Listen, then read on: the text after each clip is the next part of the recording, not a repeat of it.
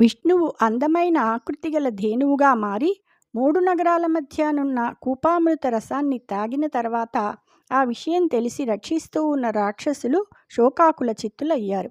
అది చూచి మహాయోగి అయిన మయుడు ఆశ్చర్యపోయి దైవగతి ఇంతే అనుకుని విచారించకుండా వారితో ఇలా అన్నాడు: ఎంత నేర్పరులైన విధి విలాసాలను తప్పించలేరు.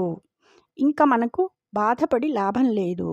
తర్వాత శ్రీ మహావిష్ణువు యుద్ధ సామగ్రిని నిర్మించి శివునికి ఇచ్చాడు.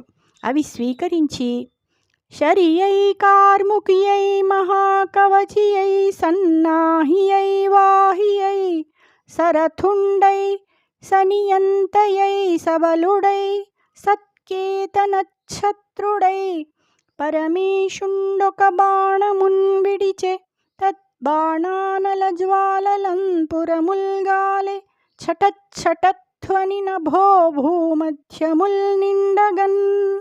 పరమేశ్వరుడు బాణం చేతపట్టి విల్లు ధరించి కవచం తొడుగుకొని గుర్రాలతో కూడిన రథం ఎక్కి నాయకుడై బలగంతో ధ్వజఛత్రాలతో సర్వసన్నద్ధుడై వెడలి ఒక బాణం వేశాడు.